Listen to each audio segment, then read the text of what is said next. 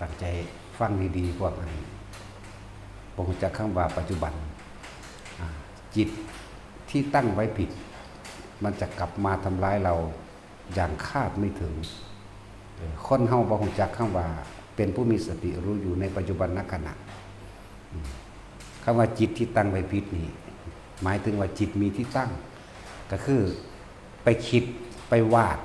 หวังอนาคตไว้แล้วในเดือนหน้า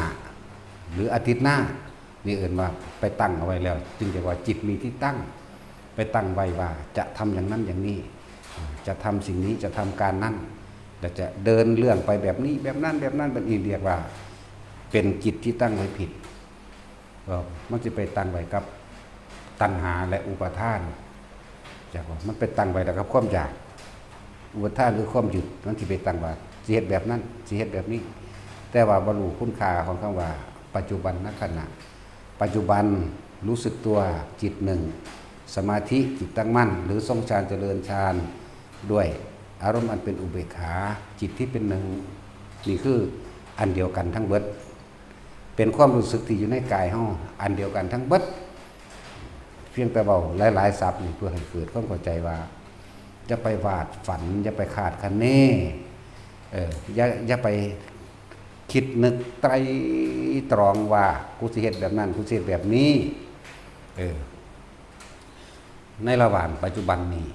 ยังบ่รู้สึกตัวเองในอนาคตที่ไปตั้งไว้เรียกว่าจิตที่ตั้งไว้ผิดไปตั้งไว้แล้วในจุดหมายที่ตัวเองอยากกระทำแล้วเนี่ยระหว่างการเดินทางนี่เอาพวกอยากซึกจังซี่เนาะอันพวกอยากซึกตั้งไว้ว่านี่ตั้งไว้ว่าสิไปดำเนินเรื่องแนวนี้ดำเนินงานแนวนี้จะกระทำอย่างนั้นชิ้นนี้ชั้นนั้นในระหว่างการเดินทาง5 มื้อ 6 7 มื้อนี่ถ้าตายในระหว่างทางตกนรกเข้าใจว่านี่ในระหว่างทางก่อนที่สิของที่ไปตั้งไว้นี่พวกนี้คิดว่าจะทำอย่างนั้นอย่างนั้นอย่างนี้อย่างนี้ตั้งไว้โดยอารมณ์ที่บ่พอใจกูจักไปเฮ็ดเองนะตั้งไว้นี่ในระหว่างตายมื้อที่5นี่ไปนรกเลยเด้อสิบอกให้ชัดเจนเลยว่านี่เฮาไปตั้งไว้นี่เฮามีความกังวลเรื่องใดเรื่องหนึ่งนี่แหละคือความกังวลเล่าร้อนจึงบอกว่ามันมีคติทางไปคือนรกความกังวลความเร่าร้อนภายในจิตใจของเจ้าของเองที่ตัวเองไปตั้งคาดหวังเอาไว้นี่เลยจึงเรียกว่าจิตที่ตั้งไว้ผิดมันจะกลับมาทำร้ายเราจะได้อย่างคาดไม่ถึงมันก็คาดบ่ถึงได้ว่าเจ้าของสิเฮ็ดได้คาดบ่ถึงที่ว่าจักสิตายยามใดบ่รู้ตายมื้อแรกนี่ก็ได้ตายมื้ออื่นก็ได้แต่ว่าไปตั้งจุดหมายมันไว้เอิ้นว่าจิตที่ตั้งเอาไว้ผิดตั้งโดยความกังวลจิตตั้งหากได้ว่าไม่ธรรมดานั่นแหละเป็นทางไปแห่งนรกกังวลเร่าร้อนใครอยากนั่นกังวลเร่าร้อนและใครอยากที่จะทำอย่างนั้นอย่างนี้อยากเป็นแบบนั้นแบบนี้นั่นแหละเป็นหยังคือบ่อยู่ในปัจจุบันตามธรรมดาพวกเฮาบ่รู้จักได้ว่าในขณะที่เฮาอยู่ในปัจจุบันสติรู้สึกตัวจิตหนึ่งเนี่ยใน4คำเบา4อย่างคืออันเดียวกันคือบางคนเอาคำว่าจิตหนึ่งหรือจิตหนึ่งปัจจุบันสติสมาธิหรือรู้สึกตัวนี่บางคนอยู่ได้แค่ที่ลมหายใจก็อยู่กับลมหายใจบางคนที่ทรงฌานเจริญฌานโดยเอาความรู้สึกตัวนิ่มหน่วงระหว่างกลางหน้าผากได้แล้วก็นั่นคือปัจจุบันนั่นคือสตินั่นคือจิตหนึ่งนั่นแหละมันเป็นอุเบกขาแล้วเป็นปัจจุบันก็ว่าเป็นสติก็ว่าเป็นสมาธิก็ว่าเป็นอุเบกขาก็ว่าเป็นวิหารธรรมการทรงฌานเจริญฌานก็ว่าเป็นอันเดียวกันแต่ว่านี่มันบ่อยู่ติปุ่นมันขาดคะเนเอาไว้แล้วขาดคะเนเอาไว้ว่าสิเฮ็ดแบบนั้นแบบนั้นในวันที่8ที่9ที่10ที่อยากจะไปทำใครควรแต่ละมือนั่นน่ะเห็นว่าจิตนี่ไปคิดไปนึกไปปรุงไปแต่งในความอยากได้อยากเป็นอยากได้แบบนั้นอยากเป็นแบบนี้อยากเฮ็ดแบบนั้นนี่มันไปใครควรไว้แล้วแต่ละมือใครควรแต่อันเก่าซ้ำแล้วซ้ำอีกซ้ำอีกซ้ำแล้วกลับไปก็มาซ้ำไปซ้ำมาในระหว่างทาง5 มื้อตายนี่7 มื้อตายหรือตายเย็นนี้คืนนี้ในขณะที่ไปคิดใครควรอยู่นรก บอกให้เลยว่านรกแล้วคือว่าทำปัจจุบันให้ดีที่สุดจากว่าล่ะไปคาดคะเนยังไว้ข้างหน้าแบบนั้นนี่แหละคำว่าจิตมีที่ตั้งเมื่อจิตมีที่ตั้งแล้วจิตมโนเนี่ยหมายถึงคิดเจตนาไปแล้วเอาจิตมโนวิญญาณหรือจิเจรุก็ได้อันเดียวกันจิตนี่คือเป็นผู้รู้อยู่แล้วล่ะจิตมันก็รู้ในความรู้ทั้งหลายที่เขามีในตัวเขาเองมันรู้อยู่แล้วจิตมโนคือคิดถึงไปเมื่อคิดแล้วจะเกิดความรู้สึกนี่วิญญาณใจหลับด้วยบันพอใจกับไม่พอใจเกิดขึ้นจิตเจหมายถึงเจตนาคือตัวคิดไปจิตเจหรือมโนนึกภาพไปนั่นแหละรุก็ต้องถึงจิเจรุนี่หมายถึงนึกถึงบุคคลสัตว์สิ่งของบุคคลสัตว์สิ่งของอยู่แล้วรูปก็คือรูปนั่นเองแล้วก็ปรุงแต่งจินตนาการว่าเหตุจังสันจังซี่แบบนั้นแบบนี้บอกหูได้ว่าตัวความรู้สึกมันอาจเกิดความพอใจและบ่พอใจเกิดขึ้นในความรู้สึกเกิดขึ้นแล้วพบได้เกิดขึ้นแล้วพบเกิดขึ้นบ่ท่านได้ตายบ่แม่นตายแล้วจังไปพบนั้นพบนี้มันเกิดขึ้นในขณะที่กำลังคิดและมีอารมณ์ความรู้สึกพอใจและไม่พอใจเนี่ยว่าตายปุ๊บไปเลยไปตามอารมณ์ความรู้สึกที่พอใจและไม่พอใจนั่นเองพอใจแบบโลกอบายภูมิคือเก่าหรือไม่พอใจเนี่ยนรกอย่างเดียวเลยนรกอย่างเดียวถ้าคำว่าไม่พอใจเรื่องใดก็ช่างนั่นแหละอารมณ์ความรู้สึกที่ไม่พอใจนรกแต่ว่าพวกจักซื้อคือหลวงตาจุกจังสิหาตาเหตุผลมาอ่านผมจะไปคุ้มงานถ้าลูกเขยผ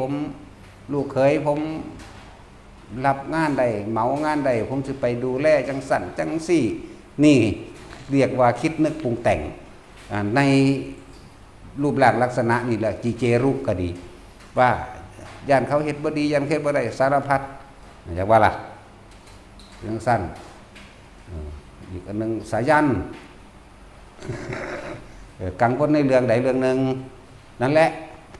ไอ้กังวลไอ้คิดอยู่นั่นแหละผมจักบ่ล่ะวันจะไปนรกเป็นอย่างคือว่าอยู่ซื่อ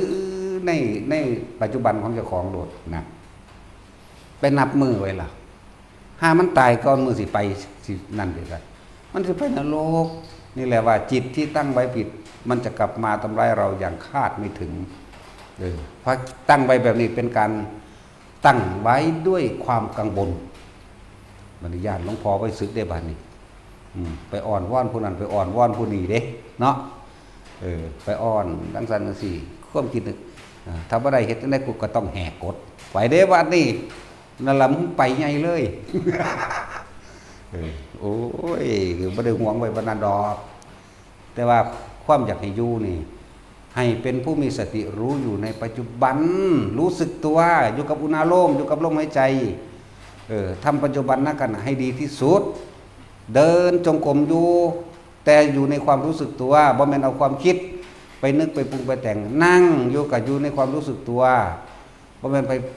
มโนนึกภาพนั้นนี้ปรุงแต่งไว้แล้วยืนเดินนั่งนอนกินเข่าอยู่กับให้มันส่งอยู่ในกินเข่านี่ให้มีรู้สึกตัวมันเดิมนี่กินเข่าอยู่กับพุ่นโอ้ยแต่กูเฮ็ดจังไดเนาะเอาบัดเนาะลูกกูชีวิตบ่เนาะไหวบ่เนาะ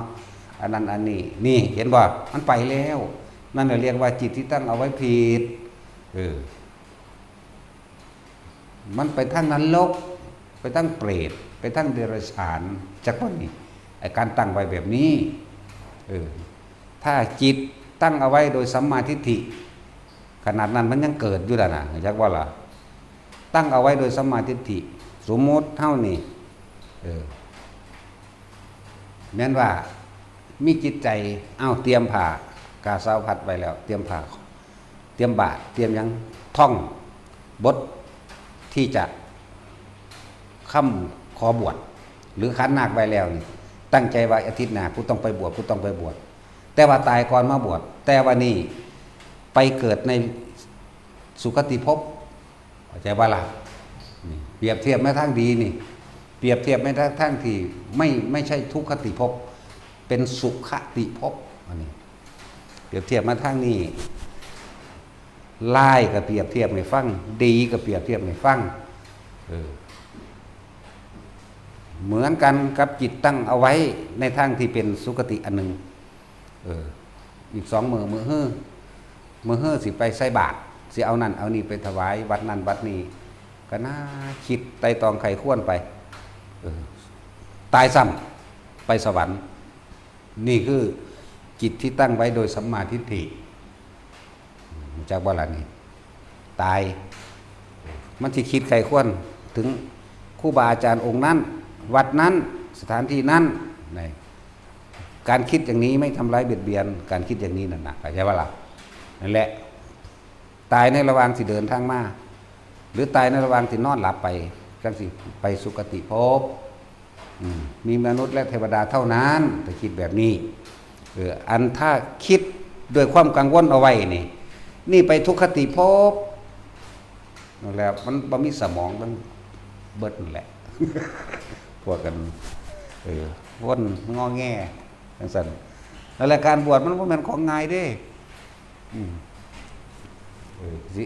คุณภาพหรือบ่คุณภาพกูก็เอาปริมาณไปก่อนแล้ววะเหมือนกันกับต้นไม้นั่นแหละถ้าต้นไม้ใหญ่ใบหนาขึ้นมันก็ให้โฮมให้เงาได้อย่างหนึ่งก็เป็นการส่งเสริมหรือสนับสนุนพุทธศาสนาอย่างหนึ่งเพราะว่าพุทธศาสนานี่เผยแผ่โดยบุคคลเด้เริ่มต้นจากบุคคลซะก่อนเด้บ่ได้เริ่มต้นจากอย่างอื่นบุคคลคือพระพุทธเจ้าเฮานี่เป็นคนมาผู้เดียวมาตรัสรู้บรรลุธรรมแล้วจังแสดงก้าวเข้าคนเด้สิ่งทั้งหลายแล้วนั้นมันเกิดมาภายหลังดอกเรื่องเจดีย์เรื่องเจดีย์เรื่องโบสถ์เรื่องวัดเรื่องวิหารเรื่องที่อยู่อาศัยนั่นนี่เรื่องหลายๆอย่างนั่นน่ะแต่ว่าเพิ่นเป็นต้นฉบับบัดนี้เฮาก็เลยต้องอาศัยสิ่งเหล่านั้นเดินตามรอยเพิ่นก็เลยว่าศาสนามันก็อยู่ได้เพราะว่าก่อสร้างก็มีแต่ว่าเฮาก็ต้องเข้าใจคำว่าบ่แม่นก่อสร้างยิ่งใหญ่อลังการดอกแค่ว่าเป็นอาวาสเป็นอารามที่พ่ออยู่ได้จังซี่นะนั่นแหละก็ค่อยๆเป็นไปก็เลยว่าเอาคนไปก่อนอย่างหนึ่งคือเฮาให้ปลูกฝังอุปนิสัยบางคนก็บ่ได้มีศรัทธาจักเม็ดดอกมาบวชเข้าใจว่าล่ะบ่มีแต่ว่ากูบ่มีทางไปซื่อๆแต่บวชเขามาแล้วบัดนี่ก็เหมือนกับว่าเป็นใบไม้ใบหนึ่งที่เกิดขึ้นในต้นไม้นั้นมาอาศัยต้นไม้ใหญ่เป็นใบไม้ใบหนึ่งที่อาศัยกิ่งหนึ่งมันก็สามารถเป็นสิ่งที่บังแสงสว่างแห่งแดดที่ทะลุลงมาพื้นดินได้อยู่แม้นใบเดียวก็ดีบัดนี้2 ใบ 3 ใบ 100 ใบ 1,000 ใบ 10,000 แสนล้านใบมันก็หนาทึบขึ้นมาเองบางคนบวชบ่ได้โดยศรัทธาบวชไปบวชมาเกิดเห็นคุณค่าของคำสอนพุทธเจ้าคุณค่าของพุทธศาสนาเห็นคุณค่าของหมู่พระสงฆ์บ่ได้ศรัทธาหรอกบอกบ่มีทางไปหลายอย่างในความอกหักผิดหวังแค้นใจจากเรื่องทั้งโลกบ่สมหวังดังใจทั้งโลกกลับเข้ามาบวชเบิ่งบัดนี้เบิ่งกิริยามารยาทของหมู่เราพระสงฆ์ผู้เป็นตัวอย่าง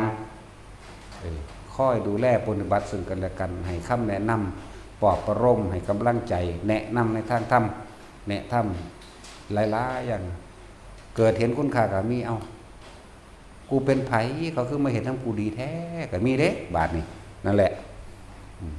หมู่ภิกษุสงฆ์รวมกันเนี่ยนี่เขาเจ้าเป็นไผคือบ่แม่นญาติบ่มันพี่น้องบ่เคยพึ่งพาอาศัยกันจักเทื่อเขาคือเห็นน้ำกูดีแท้กูเป็นไผกูสำคัญอีหยังเริ่มลึกซึ้งเข้ามาเห็นคุณค่าของพระสงฆ์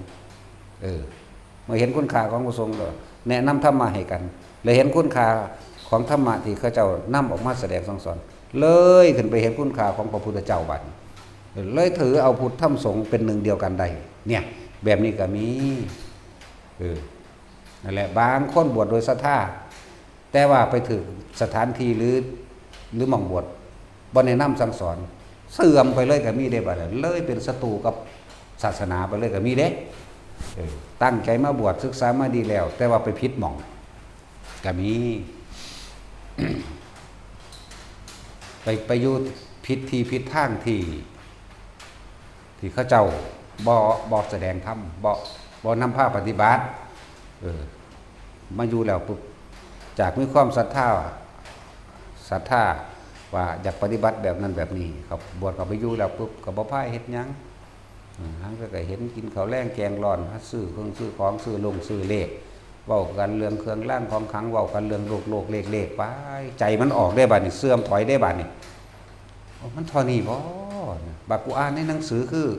แบบนั้นแบบนี้เนาะได้บัดนี้วันนี้ไปถามพระผู้ใหญ่ภิกษุผู้เป็นเจ้าอาวาสหรือผู้เฒ่าๆแน่ถามเฮ้ยมรรคผลนิพพานมีหรอกมันเป็นเรื่องเขาตัวซื่อดอกอยู่เพียงสิละนั่นเว้าไปทั้งนั้นได้บัดนี้หรือว่าสิแม่นเนาะเด้เพราะความทั้งต่ำมันเร็วปัญญาทั้งต่ำความเห็นทั้งต่ำบอกว่าปัญญาทั้งต่ำมีความคิดเห็นทั้งต่ำรวดเร็วมากนั่นแล้วทั้งสั้นแล้วเบิดศรัทธาสึกออกมาเกิดกลายเป็นศัตรูกับพุทธศาสนากับพระสงฆ์ทั่วไปเลยเข้าใจว่าทั้งหมดนี้มันจะเหมือนกันหมดก็มีเด้แต่กูก็เคยบวชมาเหมือนกันนั่นแหละมึงอย่ามาพูดเลยว่าเด้จังสี่กูบวชทั้ง3 ปี 4 ปีบวชแล้วมึงรู้จักภาวนาบ่นี่อันนั้นแหละก็บ่โทษหยังใดๆทั้งสิ้นเพราะตัวเองนั่นน่ะสังสมมาผิดเองสังสมมาผิดเองจึงเข้าผิดหม่องเข้าผิดที่เข้าผิดทางเข้าผิดเวลานั่นแหละจังว่ามันต้องอธิบายให้หลายๆคนที่เข้าใจบางคนก็ศรัทธาแต่ว่าก็เสื่อมศรัทธาเลยเกิดกลายเป็นว่าพุทธศาสนาเหมือนกันหมดบางคนบ่ศรัทธาแต่ว่าบวชเข้ามาถูกมองเพิ่นปฏิบัติดีปฏิบัติชอบเกิดความเห็นอกเห็นใจเห็นบุญคุณซึ่งกันและกันในการปฏิบัติกัน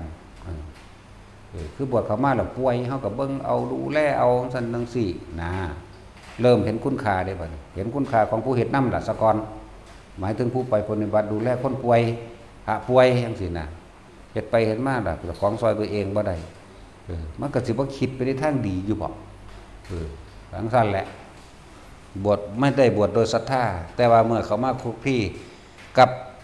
สถานที่ที่เพิ่นสั่งสอนแสดงธรรมโดยอริยสัจสี่คือเอาความจริงออกมาคุยมาเว้ามาชี้แจงแถลงให้เกิดความเห็นตามความเป็นจริงได้เกิดศรัทธาตั้งมั่นยิ่งกว่าเก่าอีกบรรลุธรรมก็มีนั่นแหละว่ายังก็บ่แน่นะแต่ว่าที่นี่แน่ให้พวกเฮาน่ะเข้าใจในคำว่าปัจจุบันนขณะให้เข้าใจคำว่าปัจจุบันจงทำปัจจุบันให้ดีเถิดส่วนอนาคตนะถ้าเหตุมันดีในปัจจุบันอนาคตมันก็ดีเองดอกถ้าพูดถึงเรื่องโลกเรื่องความร่ำความรวยความมีชื่อเสียงโด่งดังทั้งโลกพ่อบ่เป็นจบบ่เป็นสุดบ่เป็นตัณหานี่ความอยากอันนี้หาที่สุดไม่ได้แล้วก็หาต้นไม่ได้บ่ฮู้ว่าเกิดขึ้นแต่ย่ำใดแล้วก็หาปลายไม่มีคือบ่พอหาต้นไม่ได้หาปลายไม่มีบ่พอ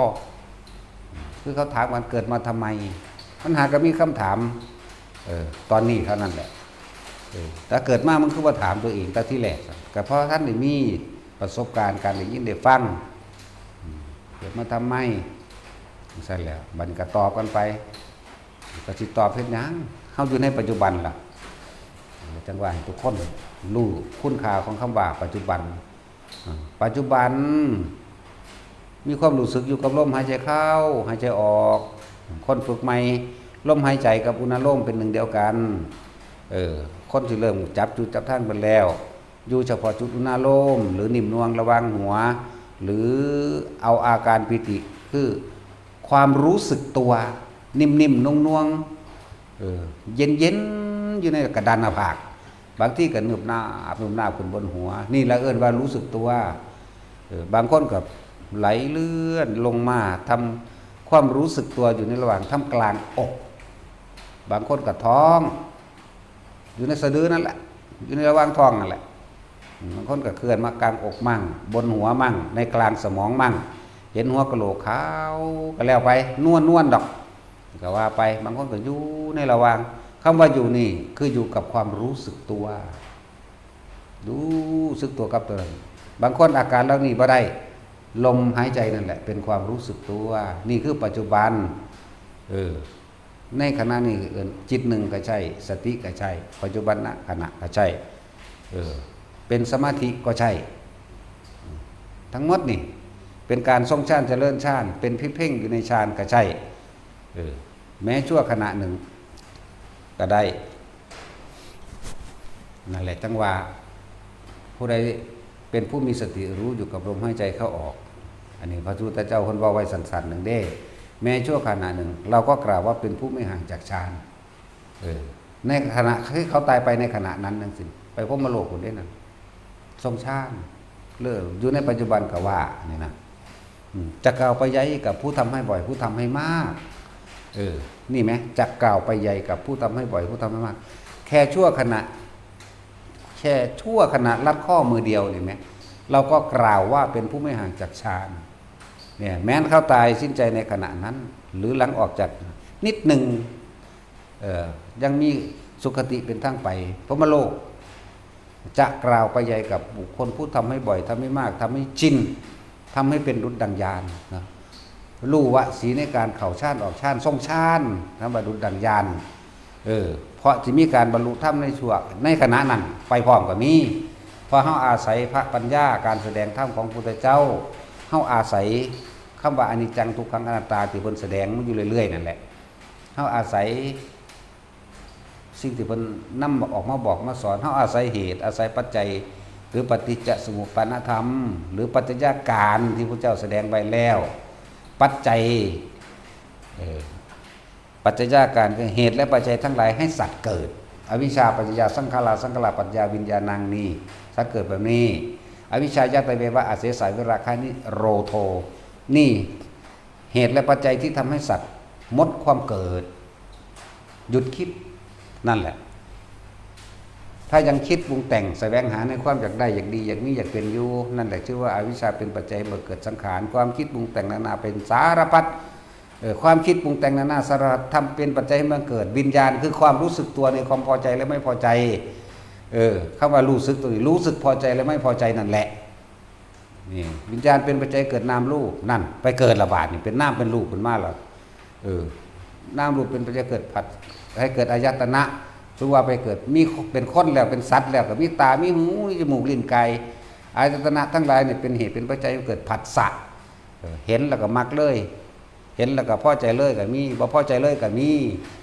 ที่ว่าที่อยู่กลางๆเป็นอยู่บ่เป็นเขาว่าอุเบกขาเวทนานี่โอ้ยอยากว่าหายากล่ะคนเฮาสิอยู่อุเบกขาได้ตอนนอนหลับบ่ฝันเท่านั้นแหละสุขที่สุดของคนการเกิดมาก็คือตอนที่นอนหลับนอกนั้นบ่มีสุขดอกมีแต่สุขกับทุกข์เท่านั้นอันแล้วเวทนาเป็นปัจจัยให้บังเกิดตัณหาคือความอยากตัวบัดนี้เวทนาที่บ่พอใจก็คืออยากผลักไสไล่ส่งไม่อยากอยู่ใกล้กับคนที่เราเกลียดนั่นนี่แหละเวทนาบ่พอใจจากบัดนี้ถ้าพอใจเด้ดิ้นรนแสวงหาอยากได้มาแน่เนี่ยมีมันสุดบ่เป็นทำให้เกิดอุปทานแล้วตัณหาเป็นปัจจัยมันเกิดอุปทานคือความยึดมั่นถือมั่นในอารมณ์ความรู้สึกของตนในความพอใจนั่นเองพอใจอุปทานเป็นใจให้เกิดภพนั่นความรู้สึกนี่เห็นป่ะนี่ความรู้สึกว่าไม่พอใจก็เป็นภพพอใจก็เป็นภพมันหนึ่งนะ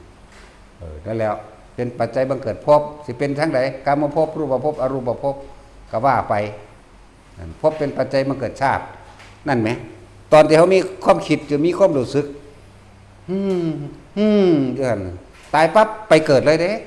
บ่แม่นว่าจะมานั่งเฝ้าศพ7 มื้อจังรู้เรื่องบ่แม่นแบบนั้นเด้อไปเลยเพราะว่าจะมีจิตมีที่ตั้ง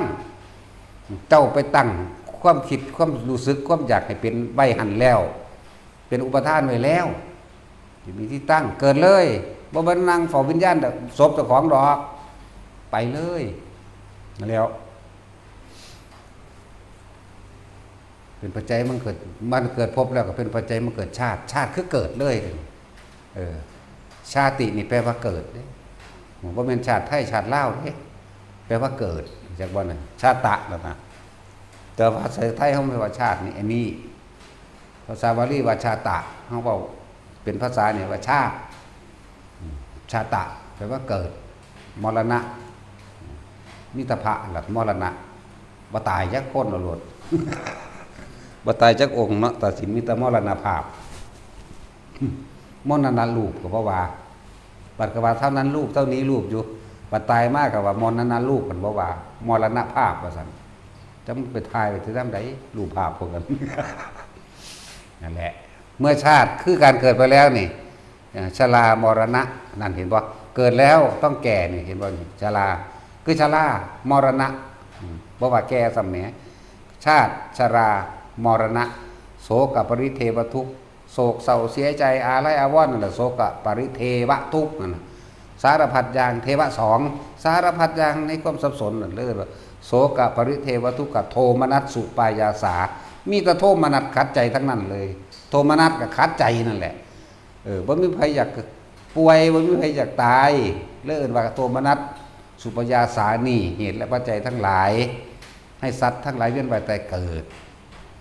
และเหตุและปัจจัยให้สัตว์ทั้งหลายบ่เกิดเด้อสัตว์เป็นจังไดล่ะอวิชชายตเววะอเสสะวิราคะนิโรโทนี่เป็นหยังถ้าเป็นผู้มีสติรู้อยู่ในปัจจุบันรู้สึกตัวรู้เท่าทันความคิดแล้วนี่อวิชชายตเววะนี่คือมันรู้ความมืดความดำความบ่รู้ทั้งหลายถูกวิชาเนี่ยคือรู้เท่าทันปัจจุบันขณะของเฮาเองรู้ท่านความคิดแล้วมันคิดปรุงแต่งไปบ่ได้มันก็นิโรธานิโรโททั้งตัวมันก็ดับไปทั้งสิ้นตัวมันก็บ่เกิดทั้งตัว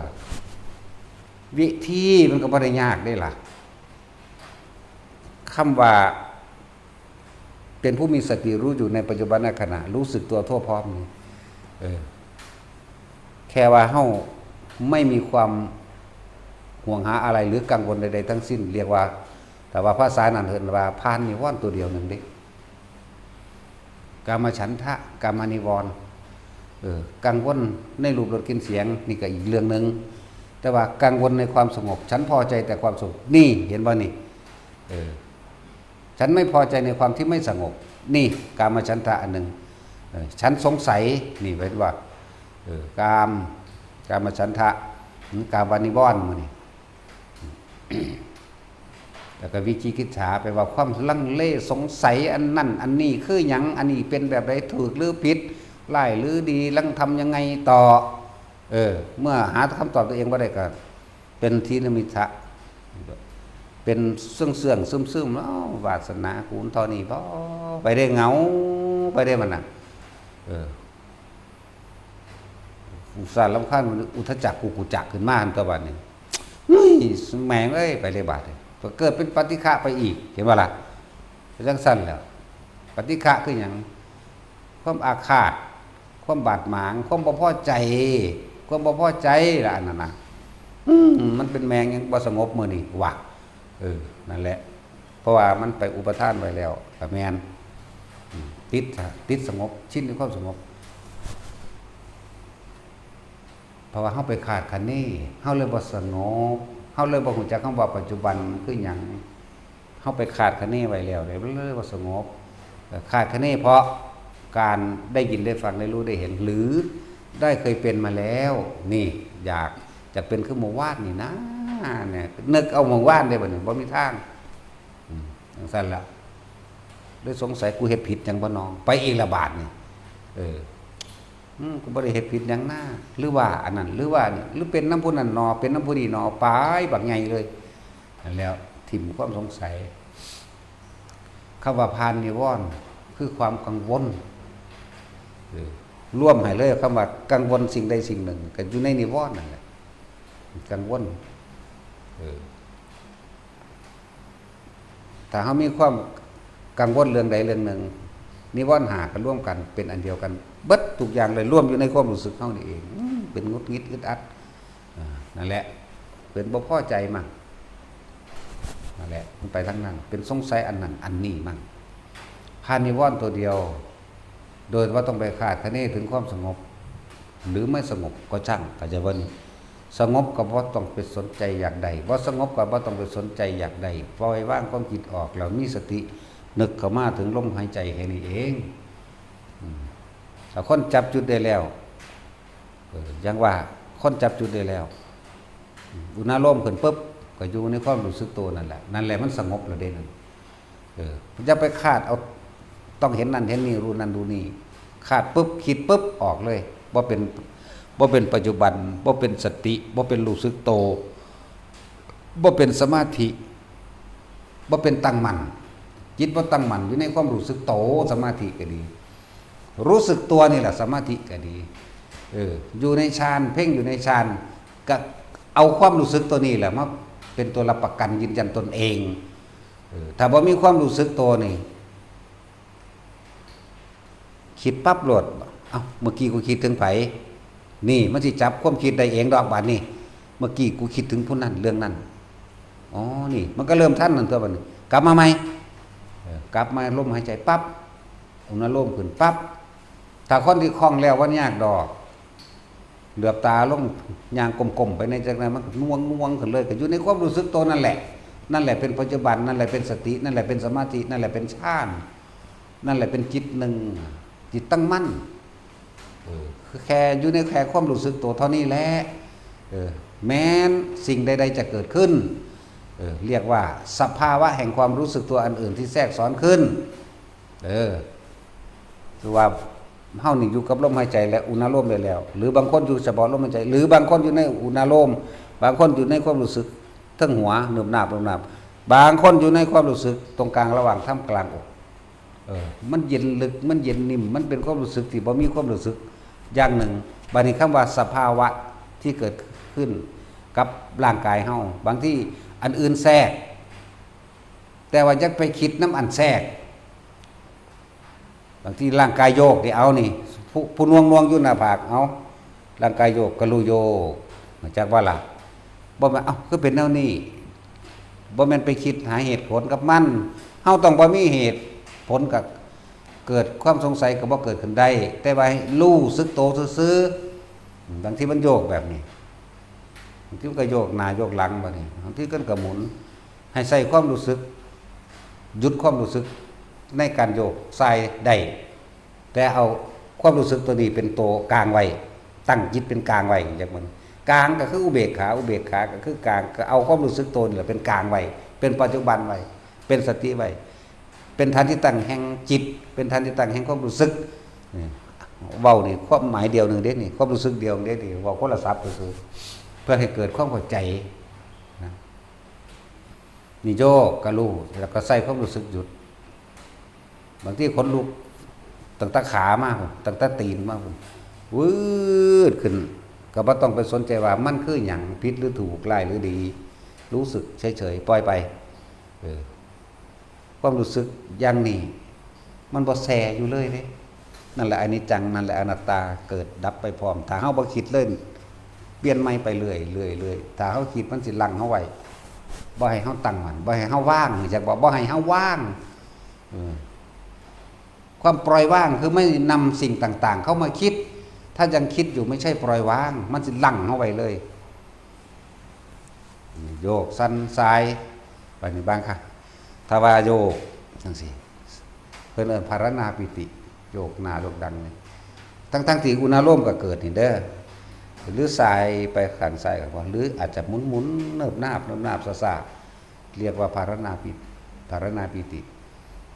แต่ว่าเฮาสิจับจุดความรู้สึกตัวเดียวที่อยู่กลางหน้าผากเฮานี่เท่านั้นขนลุกพร้อมกันทั่วตัวเลยก็มีค่อยๆล่ามขึ้นมาจากขาก็มีเครื่องโตก็มีเฉพาะกับงอนทั้งงอนก็มีเฉพาะผากนี่ก็มีแต่ว่าจะต้องแทรกซ้อนใดทั้งสิ้นมันสิท่วมความรู้สึกอยู่นี่แต่ว่าเมื่อมันหายไปแล้วความรู้สึกตรงกลางหน้าผากหรืออยู่หัวกระสังก็จะคงอยู่เหมือนเดิมนั่นมันเกิดดับสภาวะอันนั้นปรากฏสภาวะอันนั้นเกิดดับแล้วเพราะว่าเฮาบ่ดึงเข้ามาคิดแต่เฮาสิรู้โดยบ่ต้องเว้าหยังเลยก็ได้โดยบ่ต้องไปคิดหยังเลยก็ได้นั่นแหละทำให้มากทำให้บ่อยทำให้ชินน่ะก็คือทำแบบนี้มันก็ทำให้ดุจดังญาณน่ะมันสิเป็นความรู้ของมันเอาเองนี่แหละเอิ้นว่ารู้ก็ดีรู้ต่อมาแม่นบัดนี้ปรากฏการณ์อันเป็นนิมิตนี่คือสภาวะที่โยกที่สั่นที่ทรายมันปรากฏการณ์อันเกิดเป็นนิมิตเป็นแสงพับมองหันมองนี่ก็แล้วแต่แม้บางครั้งเป็นแสง ฟิตแฟตฟิตแฟตอยู่ในโพรงจมูกเขานี่ฟิตแฟตฟิตแฟตบางทีก็เป็นไข้กับคือควันยาสูบไหลเข้าไหลออกบางที่อธิบายบางคนก็เทียบว่าเป็นขึ้นน้ำไหลเข้าไหลออกบางทีก็ฟิตแฟตฟิตแฟตบางทีก็เป็นแสงไฟฟิตแฟตฟิตแฟตนิดน้อยแล้วลิดแลดลิดแลดแสงประกายลิดแลดลิดแลดอยู่นี่นะก็บ่ต้องไปสนใจตัวนี้นำเข้ามาคิดให้รู้สึกตัวอยู่ตรงนี้อย่างเดียวนั่นแหละบางทีอยู่ดีๆเป็นคล้ายกับกายนี่เบ่งขึ้นขยายขึ้นเหมือนกับกายนี่ขยายขึ้นขยายใหญ่อ้วนขยายแบบใหญ่อึ้งลึงขึ้นปุ๊บเหมือนเต็มห้องบัง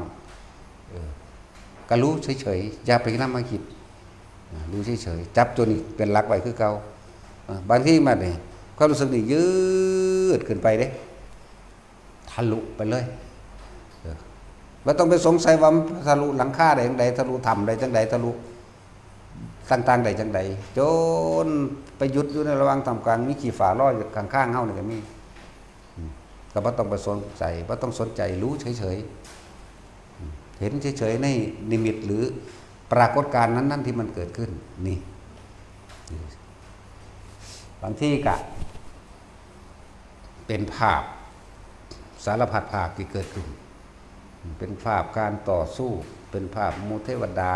เป็นภาพนาคเป็นภาพครุฑเป็นภาพอินพรหมยมยักษ์เป็นภาพอย่างต่างๆอย่านำเข้ามาคิดปล่อยเห็นอยู่สั่นนั่นเอิ้นว่าสักตะวารู้สักตะวาเห็นก็ดีบัด คือว่านำสิ่งที่มันปรากฏขึ้นแล้วปรากฏการณ์ต่างๆเข้ามาคิดแต่เฮาบ่คิดแล้วก็เรียกว่าอุเบกขาเรียกว่าจิตเป็นกลางเรียกว่าอัปปนาสมาธิจิตตั้งมั่นบ่หวั่นไหวเรียกว่ามันตั้งมั่นแล้วสมาธิตั้งมั่นแล้วบ่หวั่นไหวแล้วกับปรากฏการณ์หรือสภาวะปรากฏการณ์ต่างๆที่มันเกิดขึ้นบ่หวั่นไหวถ้าหวั่นไหวคือคิดถ้าคิดนี่คือหวั่นไหวอย่างเดียวถ้าบ่นำเข้ามาคิดนั่นแหละจิตเป็นกลางก็แม่นจิตตั้งมั่นก็แม่นปัจจุบันก็แม่นทรงอยู่ในอารมณ์อันเป็นอุเบกขาก็แม่นจักว่าส่วนสิปล่อยหรือบ่ปล่อยมันทั้งสิเขาทำบ่อยทำมากเดี๋ยวมันก็รู้เองดอกว่าปล่อยแบบใดบ่ปล่อยแบบใดบ่หาแต่ว่าปล่อยดอกตัวเองผู้ปฏิบัติเองสิรู้เอาเองก็ยังเว้าแนะให้อยู่ว่าปล่อยวางคือไม่นำสภาวะและปรากฏการณ์ต่างๆที่มันเกิดขึ้นเข้ามาคิดถ้าคิดไม่ใช่ปล่อยถ้าคิดว่ากูตัดกิเลสต้องสั่นทั้งสี่ตัดอะไรอย่างนั้นต้องวางอย่างนี้ต้องละสักยะที่ต้องแบบนี้ไม่ใช่เลยนักเก่าๆอีกนั่นแหละนี่คือ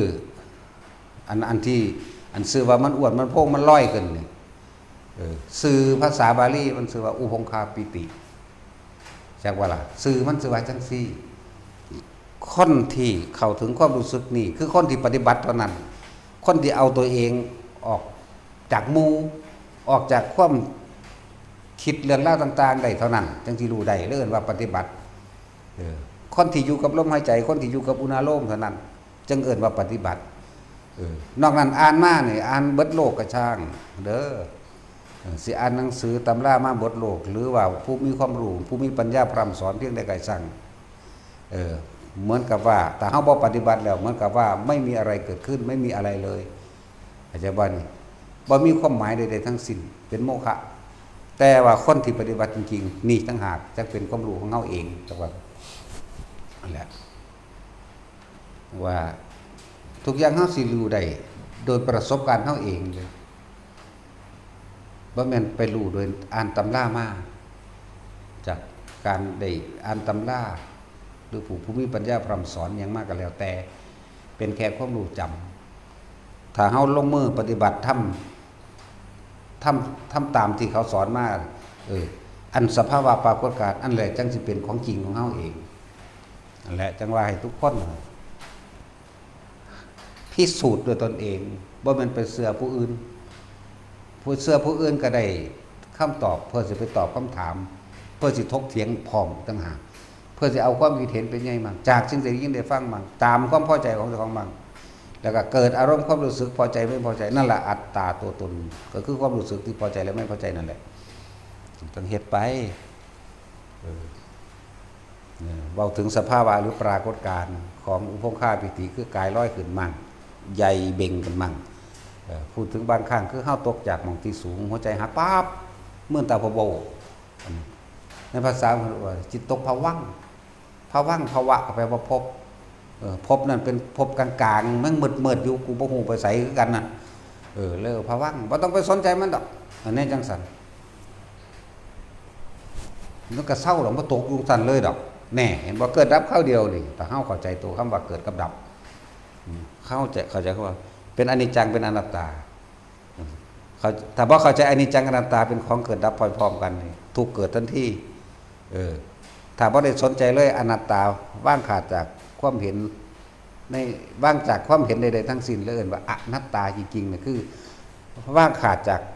ความเห็นว่าเป็นของเจ้าของมั่งว่างจากความเห็นว่าเป็นความรู้สึกเจ้าของมั่งว่างขาดจากความเห็นในสิ่งที่เห็นมั่งในสิ่งที่ปรากฏการณ์ว่างจากความเห็นในสภาวะและปรากฏการณ์ในตนที่มันเกิดกับตัวเองมันนี่ก็ว่าอนัตตาจริงๆมันคือไม่มีความรู้สึกในความพอใจและไม่พอใจนี่เองมันสิว่างเอาเองมันแม่นเฮาว่าง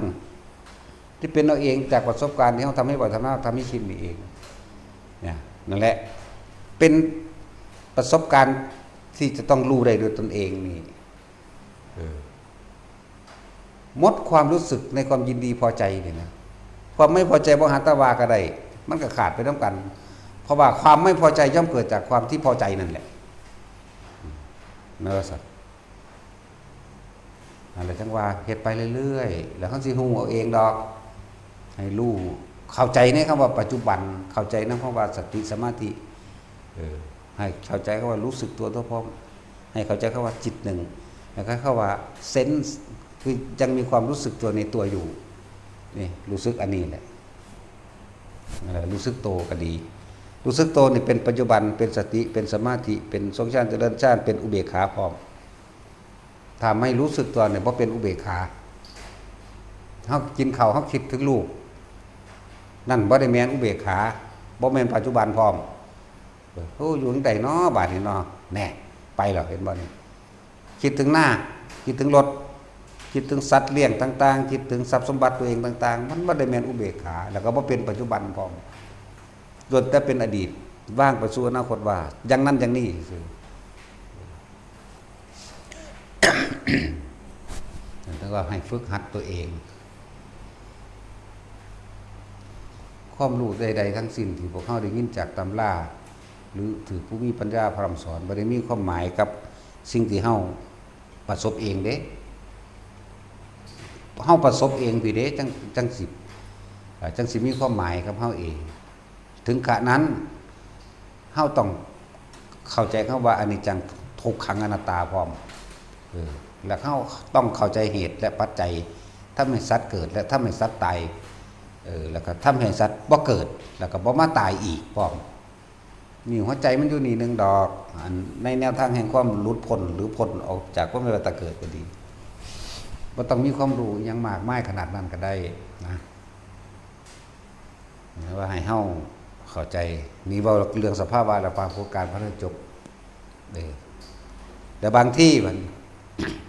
เฮายังมีความรู้สึกโตอยู่กลางหน้าผากอันนี้บัดนี้เว้าความอันใหม่อาจสิเป็นนิมิตเสียงนิมิตแปลว่าเครื่องหมายที่เกิดขึ้นหรือสัญลักษณ์เครื่องหมายโดยสัญลักษณ์ว่าเสียงหรือเครื่องหมายหรือกลิ่นเสียงรูปนี่เว้าแล้วเนาะเรื่องเทวดาอินทร์พรหมทั้งหลายลอยไปลอยมาหรือเห็นผีสางนางไม้หรือเห็นภพภูมิต่างๆอย่างกระสางจะนำเข้ามาขีดปล่อยเลยนี่เรื่องรูปวันนี้เรื่องเสียงไห้เสียงห้องเสียงหัวที่หาต้นเสียงมาบ่ได้ที่หาบุคคลที่เป็นเจ้าของเสียงบ่ได้ไม่จำเป็นต้องไปหาเฮานั่งเฮาอยู่ของเฮาเองนี่แหละเดี๋ยวอธิบายอีกเพิ่มอีกอันนึงว่าสมาธินี่บ่แม่นการไปนั่งหลับตาอย่างเดียวยืนเดินนอนนั่งแต่คือการทำความรู้สึกตัวอยู่ในปัจจุบันขณะเรียกว่าสมาธิเดินอยู่กับรู้สึกตัวใดนี่เรียกว่าสมาธิจิตตั้งมั่นเรียกว่าอุเบกขาเรียกว่าทรงฌานเรียกว่ารู้สึกตัวเรียกว่าปัจจุบันขณะก็ว่านี่ เดินจงกรมอยู่นี่เอาเดินจงกรมนี่เขาไปเดินกับก้าวขาหรือว่าเดินกับเอาเดินทำความรู้สึกตัวอยู่พี่ย่างเป็นปกติซาหรือเร็วก็แล้วแต่เป็นปกติของไปของมันอย่างเดินจงกรมนี่เดินปกติเดินไปธรรมดาแต่ความรู้สึกตัวคือพี่บางที่งาไม้หักปะโปะปะลมพัดวื้อมานี่หูก็ได้ยินอยู่บางที่เหม็นขึ้นมาพร้อมจมูกก็ได้ยินอยู่แต่จิตไม่คิดไม่นึกบริซอทรายออกไปว่าคือหยังคืออะไรถ้าว่าคิดว่านึกแล้วความรู้สึกตัวก็อยู่เหมือนเดิมเป็นปัจจุบันเป็นสติเป็นสมาธิเหมือนเดิมบัดนี้มันเห็นวันนี้เขาเข้าใจดีว่างาไม้หักปะปะลงมาแล้วเขาก็เห็นว่าเป็นภาพที่บ่งามคือเปรตยังไงเป็นเปรตห้อยขาลงมาห้อยขาแล้วย้อนแขนพร้อมเตอเสะอยู่มาก็เห็นก็ฮู้แต่เฮาบ่คิดแล้วกล้าก็ไม่มีกลัวก็ไม่มีเหลือแต่อุเบกขาเหมือนเดิมใช่ป่ะกล้าก็บ่มีกลัวก็บ่มีเพราะว่ามันบ่คิดบ่นึกกล้าและกลัวความรู้สึกที่พอใจและไม่พอใจเกิดขึ้นไม่ได้ถ้าบ่คิดบ่นึกถ้าคิดนึกกล้าและกลัวเกิดขึ้นทันทีบ่เป็นอุเบกขาบ่จิตเป็นกลางนี่นั่นแหละอันนี้เว้าจากที่ของเป็นเองด้วยสุดซ้ำไปนี่บ่ได้ไปเว้าเรื่องของผู้อื่นดอกแต่จะเว้าเรื่องความรู้สึกต่างๆแนวหมู่นี้เฮาบ่แม่นเขาเฮาบ่ไปรู้แจ้งนำเขาเฮาบ่แม่นความรู้สึกเขาเฮาบ่แม่นความคิดเขา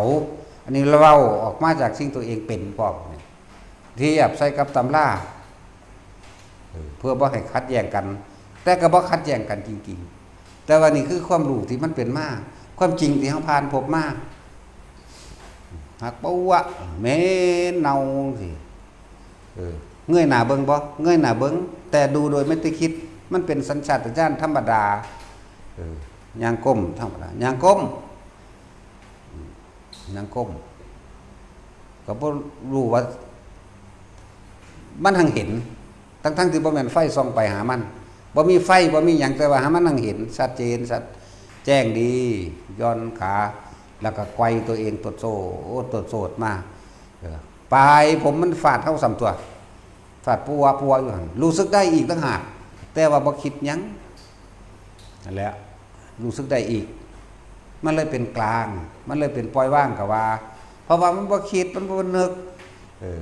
แต่ความรู้สึกที่ว่ามันมาสัมผัสในกายเฮานี่ก็ฮู้หัวเราะบัดนี้ ไปแล้วบัดนี้แล้วแต่มึงสิว่าไปหัวเราะบ่โดนบ่นานมันก็หายไปแน่เกิดดับนั่นแหละตัดสิเข้าใจคำว่าเกิดดับหายไปบัดนี้เสียงไห้มาแต่ไกลๆพุ่นก็มีบัดนี้โอ้ยหวนเหลือเกินเฮาสิไปหยังโอ้ยตะเล็ดโดนเนาะแม่ก็บ่คิดความรู้สึกก็อยู่ในกายเหมือนเดิมตัวเป็นอุเบกขาเหมือนเดิมตัวก็บ่คิดเสียงก้อมลูกเสียงแอวเสียงลูกแอวอยากกินนมหรือยังก็บ่รู้น้ำมันละอันว่าตอนนั้นมันบ่คิดมันบ่เว้าไม่ซื่อๆเด้นี่เสียงโอกันเสียงก้อมเพลงก้อมลูกมีเบิดคำว่ากลางนี่คือไม่คิดคำว่าอุเบกขานี่คือไม่คิดคำว่าปล่อยว่างคือไม่คิดนั่นแหละมันปล่อยของมันไปแล้วเฮาบ่ได้เป็นผู้ปล่อยแต่ว่าเฮาบ่คิดซื่อนั่นแหละโอ้ยมันหลายกระดอตั้งแต่ว่ามานี่เดินจงกรมอยู่ปากถ้ำอุ้มลูกเอาจักอยู่เอาลูกหน่อยมาอุ้มใส่นี่เอาจักเบิ่งเฮาย่างไปย่างมาเบิ่งอยู่หั่นแหละบ่โดนมานานมันก็หายดอกแน่ก็แค่นั้นบ่แซ่อยู่เดี๋ยวนี้แต่มันแช่อยู่ที่นี่เบิดดีอยู่นี่บ่อยู่ดอกนี่แตกนี่เบิดแล้วมันหลายแบบวาบให้พวกนี้เบิ่งจักเทื่อได้หน้าสูมันบ่มาดอกมันมีใหญ่กว่านั้นอีกอยู่นี่จักว่าล่ะนั่นแหละมีคือเว้าเปรียบเทียบให้ฟังเด้เรียกว่าแสดงความเห็นแสดงความคิดเห็นซื่อๆได้ให้ฟังอยู่เดี๋ยวนี้ส่วนที่เชื่อหรือไม่เชื่อไม่ได้เกี่ยวกับเราเชื่อก็ช่างบ่ได้ผลกับเราไม่เชื่อก็ช่างบ่ได้ผลกับเราแล้วแต่เฮ็ดบ่เฮ็ดก็สร้างเข้าใจบ่นี่ให้แต่ว่าเฮาเว้าให้ฟังซื่อ เชื่อหรือบ่เชื่อก็สร้างเด้ไปเฮ็ดเอาเอง หรือบ่เฮ็ดก็ตามนั่นไปหั่นแหละจังว่าหลายแบบหลายอย่าง บางทีเฮาขึ้นไปคุกไปนั่งห่างมีคือมีซ้ำพัดลมนี่ซ้ำตัวพัดลมนี่เป็นแสง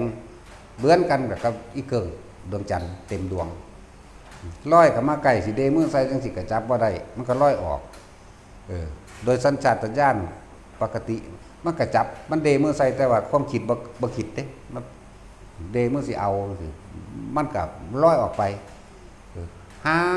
งไปไกลๆแล้วก็คอยวื้อก็มาอีกก็เฮ็ดมือจังสี่ว่าจังสี่มามันก็บ่มาแต่ว่าตอนนั้นบ่ได้คิดแต่ว่ามันแสดงไปของมันเองกายนี่จับก็เดมือไปมันก็เดเอาเองโดยบ่ได้คิดบ่ได้สั่งมันเดมันนึงเป็นเอาเองแบบนั้นก็มีนั่นแหละหลายแบบบางทีก็อยู่ไกลๆปลายใหม่จะเว้ามานี่บ่แม่นนั่งหลับตาลืมตาตลอดบ่แม่นนั่งหลับตาบ่ได้แบบนี้บ่ได้เคร่งเครียดกับท่ามันนั่งธรรมดานั่งแล้วแต่ปวดขาลู่เปลี่ยนท่าเลยบ่ปล่อยให้ปวดดอกเฮ็ดจังได๋มันก็บ่สู้ดอกเรื่องร่างกายอันนี้ธรรมชาติของมันต้องปวดธรรมชาติของมันต้องเป็นแบบนั้นเฮาจะไปกุมฝืนมันเฮ็ดหยังพี่เฮาคุมจิตเฮาพี่สิบ่ดีกว่าบ่นั่นแหละจังว่าอีกนั่งนี่ก็บ่แม่นว่านั่งสมาธิเด้ก็นั่งย้อนขาอยู่ธรรมดาทั้งแต่ก็นั่งคัดสมาธิขึ้นมาเอาขาหนึ่งเอาขาขวากายขาซ้ายมาไกลๆนั่งเล่นไปจังซี่ธรรมดานี่แต่ว่าความรู้สึกตัวบ่เคยออกจากนี้อันนี้ว่าเปรียบเทียบว่าบ่เคยออกจากกระดานหน้าผากเฮานี่เย็นนิ่มน่วงลึกๆอยู่ในนี้ถ้าสิเว้าตามเป็นจริงแล้วบางทีมันก็ขึ้นหัวบางทีก็ลงกลางสมองบางทีมันก็อิ่มเอิบเต็มหน้าอกพี่ก็อยู่จังซี่เคลื่อนไปเคลื่อนมาแต่เฮาอยู่แค่ในความรู้สึกตัวขึ้นไปลงมาขึ้นไปแล้วแต่มันอันอื่นๆกับปรากฏขึ้นบัดนั่นแหละเป็นยุ่งสั้นเรียกว่ารูปรสกลิ่นเสียงต่างๆที่มันเกิดขึ้นเฮาบ่ได้สนใจเลยคือเฮาว่าเอามาคิดนั่นแหละเรียกว่าทำความรู้สึกตัวอยู่ในตัวเองได้เป็นอุเบกขาแล้วเป็นการปล่อยออกแล้วล่ะเป็นการปล่อยว่างแล้วโดยบ่ได้คิดว่าปล่อยพร้อมนะเป็นสมาธิเป็นจิตตั้งมั่นในฐานที่ตั้งแห่งจิตกับนี่แหละรู้สึกตัวอยู่ในหม่องนี้เฮาใส่ซับเพื่อให้เกิดความเข้าใจเน้นย้ำต่อย้ำให้มันเข้าใจหนักแน่นก็เก่าอุณาโลมก็ว่าแล้วจิตตั้งมั่นในฐานที่ตั้งแห่งจิตในความรู้สึกตัวหม่องนี้เด้อก็ว่าแล้ว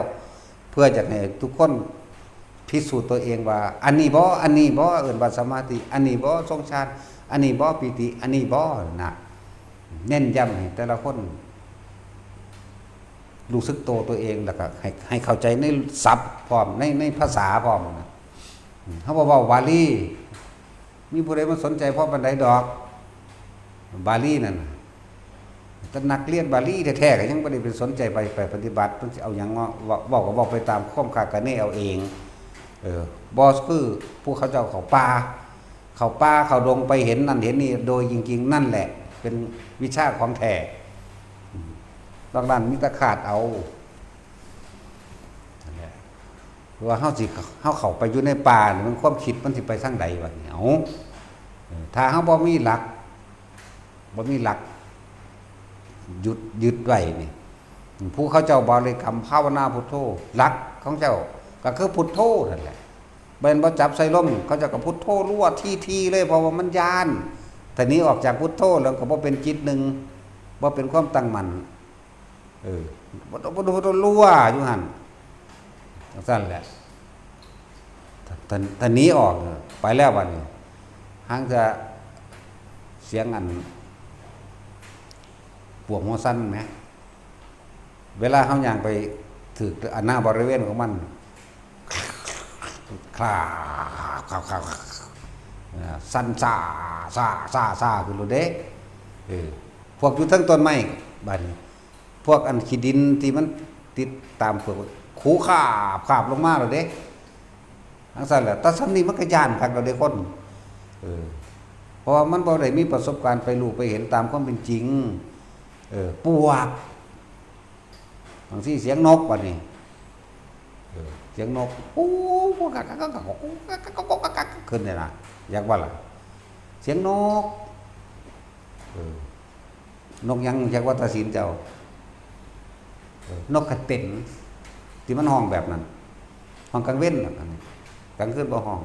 แต่กลางคืนอีกแบบนึงป่ะนี่นกคำบ่าว้าขึ้นป่าบักใหญ่ๆเด่นพุทธญาณก็ยังนี่แย่งไฟไปเบิ่งมันว้าวใส่ตาวานที่อยู่ไก่บ่แม่นบ่ไก่เติบอยู่ตามันใหญ่ว้าวขึ้นแล้วถ้าผู้บ่อยู่ในความรู้สึกตัวคิดไปทั่วทีมันสิแล่นแต่ว่าผีว่าหยังว่าไปแสงนั้นแสงเพชรคือเฮายินนี่แหละก็มีนั่นแหละ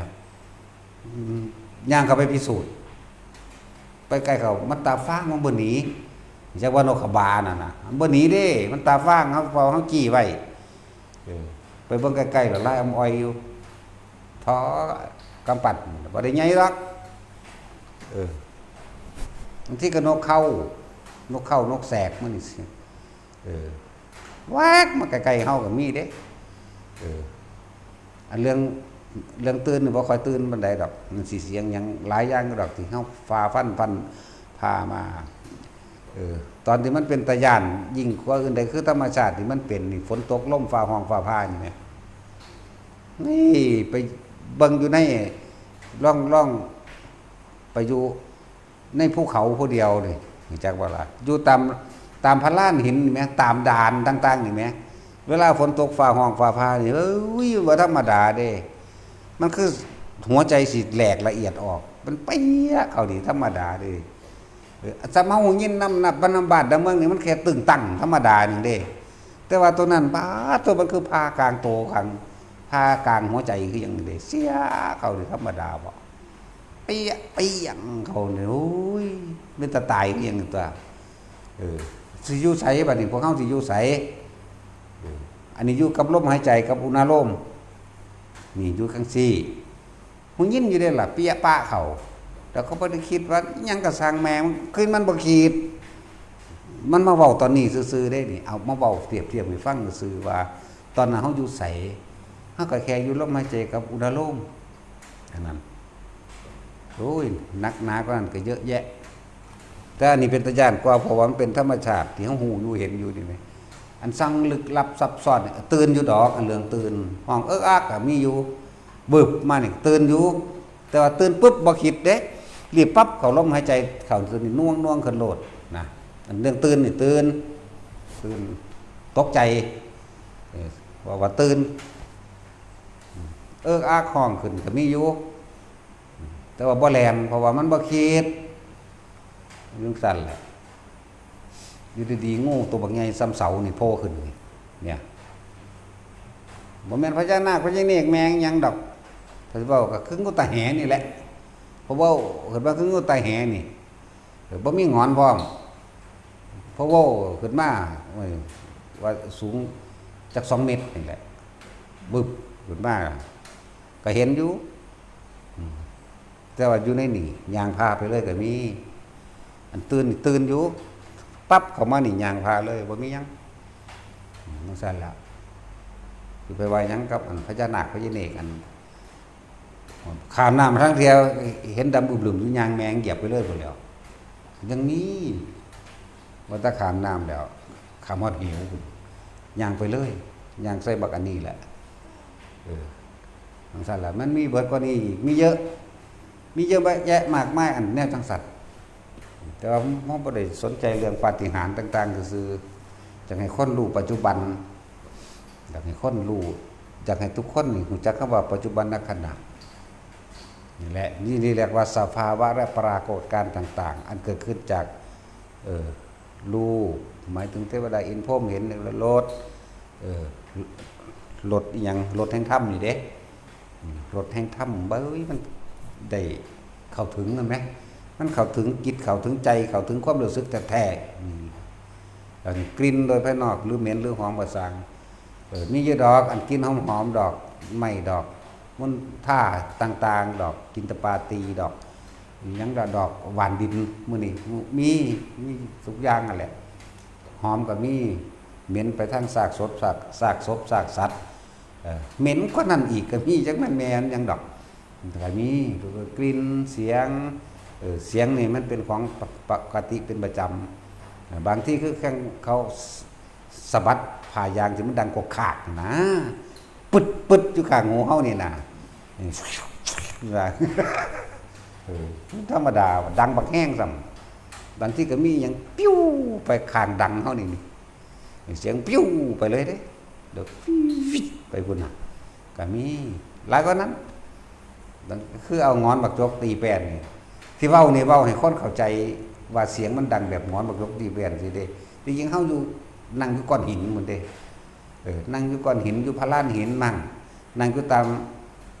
ที่ต่างๆเป็นดินนั่นแหละครับมั่งนั่งอยู่ในกดมั่งจังซี่เด้แต่มันตั้งกันดังตื่นเรื่องตื่น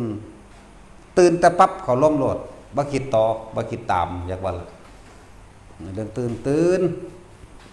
นั่นแหละบ่คิดต่อบ่คิดตามบ่ได้สงสัยว่ามึงคือหยังเป็นหยังหลายหรือดีนั่นนี่แม้กระทั่งผีกองแกงมื้อนั่นแหละผีกองก้อยมื้อนี่โอ้ยพ่อหลายชนิดคือหยังนี่เพียงแอวนี่คือค่อนนั่นแหละหัวแดงจีวอยอยู่ แต่แปลกประหลาดแต่ว่ามันคือมีนม6เต่าก็มี8ก็มีเด้มันสิอยู่นำความบ่อุดมสมบูรณ์หรืออุดมสมบูรณ์หมดแล้วบ่ได้ส่องไฟแยงเบิ่งแต่ว่าเห็นชัดเจนทั้งที่มืดแต่ว่าเห็นชัดเจนนั่นแหละแปลกประหลาดอยู่แต่ก็บ่เงินดอกเพราะสำนั้นแหละว่าพอสิแล้วข้าวเขาเนาะโอ้มาคิดพอถามมาออมกินจักสิลองเบิ่งเนาะนาฏศิลป์จะกินบ่ผีออมผีกองกอยออมผีกองกอยมีอยู่ได้อยู่นี่ก็มีสูงดอกโตอยู่นี่เดี๋ยวมันหากินหอยกินปูอันเสียงแป๊กนี่มันเคาะหอยกินได้นั่นแต่ปูมันที่ดึงกวาบโลดดึงเดี๋ยวมันก็ยำกินกวดแต่ว่ามันเป็นอย่างคือว่ากินขาบุเนาะมันสิกินตะโตมันเด้กับเอามือจกเอาอันมันในกระดองมันนี่เนี่ยเอามือน้อยๆมันนั่นแหละจกบ่รับโลดว้ายแต่กินกูกับมักคือกันกินกับตะมงยำควาบเลยสมน้ำหน่ายได้กินอะไรแขวมีกันแล้วหอยนี่อยู่ข้างที่เฮานี่แปลกอยู่แต่เฮาก็ยังไปเบิ่งมันคือบ่ยากบ่มันก็ธรรมดามันหันหลังให้เด้ตาสินมึงแงกมาเบิ่งเฮาจังซี่แล้วก็บ่ได้สนใจมึงเห็นกูบ่มีความหมายบ่คอยอยู่แปลกหัวอันนั้นออกมาก็กินมื้อน้อยๆนึงดอกแต่คือคนนั่นแหละทำตั้งแต่อันบักอันนี้มันก็ยังเห็นได้เห็นได้นี่เก่งอยู่เด้ขึ้นผู้เดียวก็ได้กลางเว้น แต่กลางคืนต้องไป2 กลางคืนไป2กระปุกแต่เพิ่นเห็นก็เห็นตอนวาง5 โมงแรกนี้อันนี้ก็ดีมันเต้นขาเดียวเพิ่นว่ามันเป็นหยังคือมีขาเดียวโอ้มันพิการรถชนมันก็ตัดออกแว้งกันมีเบิดยิ่งป่าใหญ่ยิ่งมีมหัศจรรย์หลายอะไรอย่างโตบักใหญ่ประมาณ2 เมตรนี่ก็มีขึ้นกกใหม่เด้กระดึบขึ้นไปเด้ขึ้นกกใหม่ตั้งแต่กกยังแล้วไปกำเอาหื้อแต่เสียงเขาเรียกกันเห็นตะขาปกลงมาหาเฮามันกินนกเงือกมันบ่คือบ่กินศพนกเงือกบ่ทิ่มศพไม้เฮาสมนกแม่บอกแรกพระขนาเฮานี่แหละเฮ้ยเอาโตมากูเนี่ยกูก็หิวคือกันสิออมกินยามเว้นนี่แต่เห็นตะกอนกลางคืนน่ะคนบ่มีไฟแต่ว่าเห็นได้ชัดเจนมีคือแนวแปลกๆอยู่ทั้งที่เฮามามืดคักเด้มืดมากเลยป่าทึบๆพุ่นนั่นจักบ่ล่ะ แต่ว่าผมไฟแต่ว่าเห็นโตมันขึ้นกระดึบกระดึบกระดึบขึ้นไปนะมันโอบแบบกระดึบกระดึบแบบนี้นะบ่แม่นตัวตาดเด้จังว่ากระดึบแบบไตนะแบบไตนะนั่นแล้วมันจะเสียงนกเอ๊ะอักอักอักก็ปกลงมาพี่ศพมันคือบ่กินหมายถึงศพนกเงือกก็มีแล้วสั้นแล้วบางสิมันก็กินได้ว่าจงในเขาจักเม็ดเลยตัวพวกนี้พวกขึ้นในกกใหม่พวกนี้ขึ้นในกกทั้งกกใหม่พวกใหญ่พวกน้อยก็แห้งพวกนี้สุกก้อนหินคือปึกลึกปักลักไปโหลดปุกปักไปเด้กินปูกินหอยยำพวบอยู่ว่ายคนบ่ได้กินข้าวไรมึงกูก็หิวคือกันเด้ขาแบงก้อยหรือว่ากินวะธรรมดาวะเว้ามวนตลกซื่อเด้ออยู่ผู้เดียวเด้อสิบอกให้ว่ามันอยู่กับคนบักหลายอักลากแบบนี้เด้อยู่ผู้เดียวเป็น100 โลพุ่นเด้อว่าสิเห็นหนทางใดสิ่งใดที่เขาผ่านมาแล้วมันก็แค่นั้นแหละมันก็เป็นเรื่องตลกแต่ส่วนเขาอยู่ด้วยกันมันบ่ตลกดอกมันกลุ่มอยู่อยากว่ามันกลุ่มอยู่พี่อันโตน้อยๆดอกอันโตสูงจัก90 เซนหรือ1 เมตรนี่แหละที่มันดูนเข้ามาในอันกดเน่านั่นน่ะดูนเข้ามาเด้ก็นั่งเบิ่งอยู่คือกันนั่นแหละบ่ได้รับตาเด้นี่ภาวนาบ่รับตาเพราะว่ารับตามาก่อนแล้วมีตั้งแต่ไปทางนอกเบิดบ่มีความรู้สึกโตนั่นแหละบ่มีความรู้สึกโตตะกี้เป็น20 ปีก็กลัวจักว่าตั้งแต่เฮ็ดมาตะกี้คือมีแต่ส่งมีแต่ไปทางนอกมีแต่ไปรู้สึกว่าเพลินกับการเห็นภพภูมิต่างๆเป็นเมืองบาดาลเป็นเมืองคนท่านเป็นลุกขะเทวดาไปเล่นตามเฮือนตามซ่านเขาที่หน้าเป็นอากาศเทวดาเป็นสวรรค์สนั่นไปยังสั่นแล้วก็ซอกแซกไปตามไปหาสัตว์ในตำราในตำนานจังซี่พวกกิเลนมันก็เห็นฮู้อยู่โอ้เป็นแบบนี้ไก่ฟ้าเป็นแบบนี้กิเลนเป็นแบบนี้แม้กระทั่งนกหัสดีเป็นแบบนี้สร้างน้ำเป็นแบบนี้เฮาเข้าใจอยู่สร้างน้ำตัวท่อโปรตีนคือแม่งข้ามสแมงข้ามออกไปว่าท่อโปรตีนกับกระทออยู่กับมีอยู่เป็นคือเหมือนกับปลาชนิดหนึ่งนี่นะเอามือไปไฟขึ้นมาก็เห็ดลองเบิ่งอยู่แต่ก็ปล่อยลงไปแต่เขาคือบ่ย่านเฮาแล้วเขาก็บ่ย่านนั่นแหละจิตที่มันเป็นกลางจักว่ามันบ่มีความคิดว่าสิไปทำร้ายเบียดเบียนผู้ใดผู้หนึ่งเสียชีวิตและทรัพย์สินนี่แหละจังเว้าอยู่เรื่อยๆก็เล่นธรรมดาน้ำกันนี่แหละ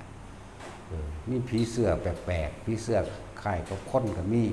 ปีกเป็นผีเสื้อปีกเป็นนกก็มีที่ก็มีหลายอย่างหลายแบบงูใหญ่งูยักษ์มันก็มีตัวสีดำตัวสีถ้าตัวดำนิ่มนะดิดำนิ่มหรือออกกำไปเลยจักสิวางได้ล่ะสิก็มีมานิ่นมังกรนั่นแหละอันกิเลนเลิศกิเลนดอกไปมันชินแต่ว่ากิเลนนะมันชินหลายแบบตะกี้มันมีแต่แบบนั้นมันมีแต่ไปหูเบิดละข้างนอกลักษณะนั้นไปหาจอบเบิ่งผู้สาวอาบน้ำก็มีไม่ได้จอบแล้วมันก็ป่าแก้ผาลงน้ำให้เบิ่งอีหลีนี่แหละนี่แล้วก็แพ้ตัวนี้ตลอดเลยมันงามเงาะตัดสินถ้ามันเถ่าใครอยู่เด้ก็สิแต่มันเตะเสะหนังทองอุดหูดขึ้นก็สิใครอยู่ก็สิธรรมดาอยู่อันนี้มันมีอารมณ์ทันทีเลยแต่สิมันเป็นแบบนี้นั่นแหละโจนหลายเฮ็ดมาเฮ็ดแบบตั้งใจบ่หลังที่พื้นบ่นอนเลยเป็นเดือนตั้งใจหลายแบบอยู่ดอกสอบทดลองจนว่ามันบ่มีความรู้สึกตัวหลายจนว่าหลวงปู่มั่นตีนั่นแหละไผกับโกกหูนี่สอดหลังทั้งปีความเจ็บความแสบตาโกกหูนี่ เอากระจกหน่อยมันสิย่อยเบิ่งกับแม่นอีหลีเป็นคู่แดงเกิงคืนคือถ้าว่าฝันกับบ่แม่นมันก็แดงจึงคืนกับมันแสบอยู่จังซั่นมันเจ็บปวดลึกๆเรียกว่าธรรมดาเลยอันตัวนี้กับมันเห็นอยู่นี่แม่แต่ว่าบ่ฝันก็คือบ่เห็นเพิ่นแต่มันเป็นหมูเป็นหนายังอยู่ดีก็ไปเข้ารถแม่ธรรมดาว่ะนั่นแหละจังเริ่มหาวิธีในอาทิตย์นึงจังเข้าใจคำว่ารู้สึกโตได้ก็เพราะว่าเพิ่นนั่นแหละอันนี้คือฝันก็ว่านิมิตก็ว่าแต่ว่ามันเป็นจริงตรงที่ว่ามันแดงจึงเคืองในขณะที่เฮาบ่ทันได้คิดออกเฮาเฮ็ดบ่ทันเป็นเจ็บอยู่จังซั่นเด้บ่มันเจ็บธรรมดาเด้มันแสบกับแสบเน็บลึกมั้ยขนาดนั้นแหละจังเข้าใจได้รู้สึกตัวเลยเปลี่ยนวิธีการโดยการใส่สมาธิมื่นตาแต่รับตามันไปโลดไปเร็วบ่ต้องห่วงดอกแนวมื้อนี้มันคล่องแล้วเพราะว่ามันเฮาเฮ็ดมาตลอดเฮ็ดมาตลอดอันนี้แหละเฮาบ่เคยถิ่มถ้ำบ่เคยถิ่มสมาธิเฮ็ดมาตลอดแม้สิเฮ็ดอย่างอื่นมาแนวใดก็ช่างแต่ว่าเรื่องการปฏิบัติธรรมบ่เคยขาดจักมือเลยจักว่าล่ะอีกอย่างนึงคือให้ตาทุกคนเข้าใจคำว่าทรงอารมณ์มันเป็นกุศลหรือนึกถึงสิ่งที่เป็นกุศลที่โดยคำสอนของพระพุทธเจ้าว่าสัพพะปะปัสสะอันไหมอะกัลนังกุศลสูปสัมปทานี่ไหมสัจจิตะปริโยทัปปนังนี่ไหมแต่ถ้าเข้าใจคำสอนอันลึกซึ้งของพระเจ้านี่คือในขณะใดก็สร้างที่เฮาทรงอารมณ์เป็นกุศลบัดนี้ถ้าสุว่าเฮาทรงฌานอยู่ตลอดได้มั่งบ่ได้มั่งแต่ละมื้อแต่ละเว้นถ้าตอนมันได้เหมือนกับว่ากิเลสบ่ได้จรเข้ามาปิดบังไว้นะมันที่เป็นกลางอยู่สั่นตลอดนะแต่เฮาอันใดบ่ได้เหมือนกับว่ากิเลสหรือเป็นก้อนสีฟ้าเมฆบดบังแสงพระอาทิตย์นะจริงๆมันบ่เสื่อมไปไหนเด้มันอยู่ของมันแต่ว่าเป็นเพราะว่าเฮาปล่อยจิตปล่อยใจเฮาความคิดของเฮาไปหาสิ่งที่เฮาอยากได้อยากดีอยากมีอยากเป็นซื่อๆเด้จริงๆมันก็อยู่ของมันจังซั่นเหมือนกับดวงอาทิตย์มาปิดกันไว้เลยเฮ็ดให้เฮามืดในช่วงใดที่เฮาคิดถึงทำปั๊บตัวนี้ก็เปิดออกทันทีการปฏิบัติธรรมสิ่งเหล่านี้เป็นสมบัติสมาบัติเป็นมรรคสิทธิฌานที่คุ้มเฮาอยู่ตลอดเป็นเพราะว่าเฮาปล่อยจิตปล่อยใจปล่อยความคิดไปหาบุคคลสัตว์สิ่งของแล้วก็อยากได้อยากดีอยากมีอยากเป็นไปสร้างความรู้สึกในความพอใจหรือบ่พอใจเองเป็นเพราะว่าเฮายังยึดอยู่อัตตาตัวตนในขณะที่นั้นมันก็บ่มีอัตตาตัวตนเด้ล่ะมันก็อนัตตาอยู่ของมันทั้งสั่นในขณะที่เฮาบ่นำสิ่งทั้งหลายที่ตาหูจมูกลิ้นกายสัมผัสเข้ามาคิดมานึกนี่มันก็ปล่อยของมันเองเด้แต่ว่าเฮาบ่เฮ็ดแช่ไว้ตลอด24ชั่วโมงได้ซื่อๆจักบ่ล่ะเปรียบเทียบว่าเฮาบ่เฮ็ดแช่ไว้ตลอดรอบมันนะ24ชั่วโมงนะแต่นี่เฮาได้มั่งในขณะที่เอาง่ายๆว่าทุกคนทรงฌานเป็นแล้วนี่ในขณะที่เฮาทรงได้บ่คิดถึงไผบ่มีอารมณ์ความรู้สึกอันอื่นเป็นอุเบกขาอยู่สั่นตลอดมีความรู้สึกตัวอยู่ตลอดนี่นั่นแหละขณะนั้นแหละมันก็ปล่อยแล้วว่างแล้วแต่ในขณะใดที่เฮาคิดไปเรื่องผู้นั้นผู้นี้หรือมีคนมาคุยนำนั่นที่ปล่อยความรู้สึกไปจากกะสิ่งที่ในขณะนั้นไปแล้วเหมือนกับว่าเป็นเมฆมาบดบังดวงอาทิตย์อย่างว่าล่ะจุดดังว่าขี้เมฆมาบดบังแสงสว่างเอาไว้จริงๆมันสว่างอยู่หั่นแหละเฮาหังส่งบ่ได้ตลอด24ชั่วโมงก็ซื่อบ่เรื่องชั่วโมงบ่เพื่อเข้าใจซื่อเด้แต่มันได้แล้วมันบ่มีการบ่มีเวลาบ่มีสถานที่พร้อมเป็นอากาลิโกหมายถึงไม่มีการไม่มีเวลาไม่มีสถานที่บ่มีหยังมันสิเป็นอยู่สังสรรค์ของมันแต่เฮาเป็นน่ะอันนี้เว้าเปรียบเทียบให้ฟังนั่นแหละ คือฝึกเด็กน้อยนี่มันได้ง่ายเพราะหยังมันบ่กิเลสบ่ทันหลายแต่ฝึกผู้ใหญ่มันกิเลสหลายความอยากมันหลายมันมีแนวเลยบดบังสมมุติว่าเด็กน้อยที่เขามาฝึกนำเฮานั่นแต่เขาอยู่กับความรู้สึกได้ตลอด20ชั่วโมงไปเรื่อยที่มันบรรลุไปเรื่อยได้นั่นน่ะแต่ว่าด้วยการงานหรือด้วยการเรียนหรือด้วยหลายๆอย่างกิเลสสิคอยซึมเอาแต่ว่าบ่สูญหายเด้สิ่งที่เขาปฏิบัติไปได้จักบ่ถ้ามีผู้ใดผู้หนึ่งมันแนะให้สมชาติแม่ปั๊บอยู่กับอุณาโลมมันก็ปั๊บมันก็มีของมันจังซั่นแค่รักษาความรู้สึกนั้นไว้จนเท่าตาย เออมันกับบรรลุของมันไปเองดอกโดยที่เฮาบ่ได้เป็นผู้บรรลุหรือว่าต้องบรรลุว่าต้องเอาแม้ความอยากอันละเอียด หรือความอยากอันเป็นมรรคความอยากอันเป็นความไม่เบียดเบียนคือเฮาต้องการบรรลุพระอรหันต์จังซี่ก็บ่ต้องดอกมันเต็มมันก็เป็นของมันเองจากบ่ล่ะส่วนมากมันเป็นแบบโลกนิสัยโลกมีการคิดหน้าไต่ตองไกลควรสรุปแล้วเฮ็ดตามแล้วก็คาดหวังว่าต้องเป็นอย่างนั้นอย่างนั้นอย่างนั้นนั่นบ่ล่ะนิสัยโลกมันก็เลยมาแบบนี้แต่นิสัยธรรมต้องลือแค่รู้สึกตัวได้บ่สูญหายไปไหนเด้อสิบอกแต่ละคนที่เฮ็ดอยู่แล้วเห็นบ่ล่ะเวลาเฮานึกเวลาเฮานึกถึงลมปั๊บหรือว่าเวลาเฮาย่างกลมๆไปโดยบ่ได้คิดหยังมันก็ขึ้นมาโลดได้ล่ะแต่ว่าเวลาใดที่เฮาคิดออกไปนี่มันก็หายออกเลยได้ความเป็นอุเบกขาความเป็นสติความเป็นสมาธิความเป็นปัจจุบันเข้าใจบ่ล่ะมันมีอยู่ง่ายๆนึง